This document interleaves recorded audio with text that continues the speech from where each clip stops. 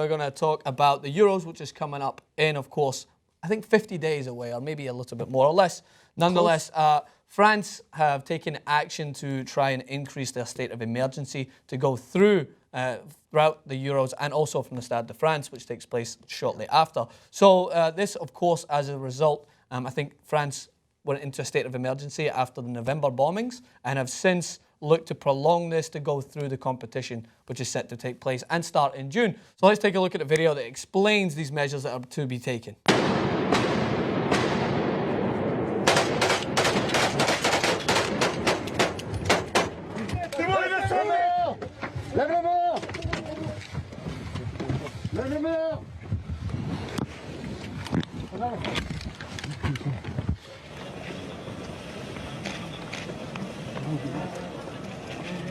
C'est pas du boulot ça les gars.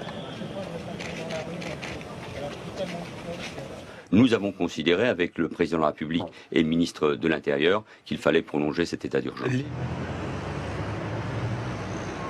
So you can see from that video there, courtesy of the Huffington Post, actions have been taken, training is in place, more training. You can never have enough training, I think, when it comes to these situations. And this is something that I highlighted as soon as these attacks happened. We were in the Young Turks where everyone was discussing, why are they hitting the soccer stadium? Why are they trying to focus and drill fear amongst this area in particular? That's obviously, it's the large crowd that is gathered in, all different cultures coming in from two different teams. The France versus Germany game was the target for one of the bombings, and thankfully, amidst the tragedy, that one was altered as much as it could have.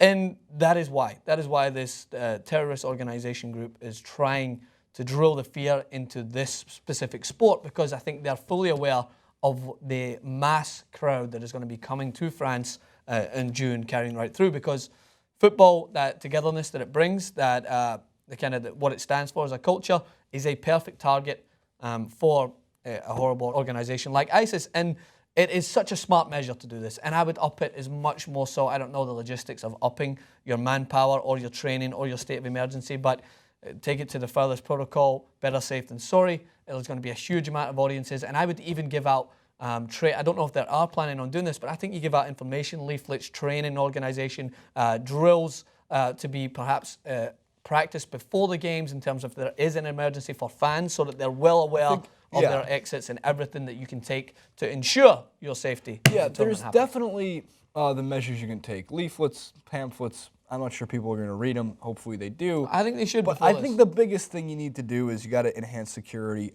around every single stadium. For one, no re-entry. That's always one of the things that it comes with a sports ticket anyway, at least in this country. And two, even though it might take you an hour to get into the stadium now, you need metal detectors. You need full-blown searches. If you're bringing bags in, those got to be searched. And I know it sounds like it's a hassle. And there's no amount of security that could ever stop, unfortunately, a lunatic from doing what they want to do. And that's the scary part of the whole situation. But there's measures, like you said, you can take to make sure that the safety of these people is at least in as much check as it possibly could be. Yeah. I hate that this happened in sports because, again, sports is the escape. Sports is an escape from reality for many people to lose themselves in their team and have fun.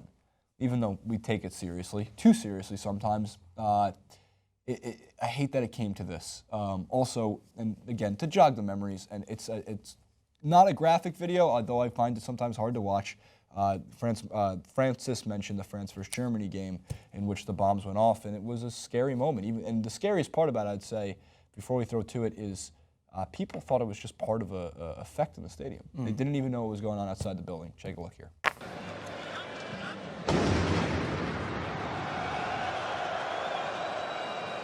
Yeah, the original reaction was, yeah, and that's another thing. It's for them in terms of their training and their intelligence. That was their plan was to maybe mask it amongst that, because you expect fireworks at games, you expect loud banging, you expect that atmosphere, you expect the atmosphere that all comes part and parcel with the beautiful game. So that's something that has to be drilled in for awareness, right? And that's what you stated, is we hate that this happened, but it happened. So if you're going to the Euros, as much as I would love to go, we'll wait and see if Dan empties his piggy bank and maybe sends us across to the Euros. Either way, if I'm going and I'm a fan, you better believe that I'm not going to complain one bit about going in through that stadium and taking an hour. You plan for an hour in advance. You plan to get there at the start because you better expect that this is going to happen. Everyone likes to avoid the hassle. Everyone doesn't want to go through. Same thing at the airport. You don't want to go through all these different searches.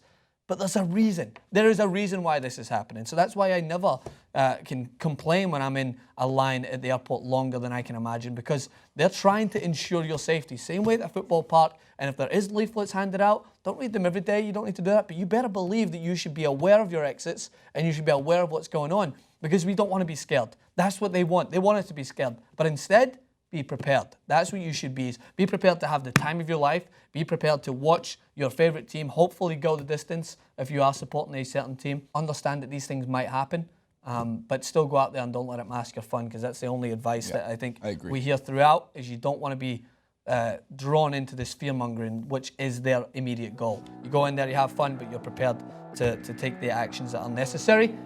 But come on, Ireland.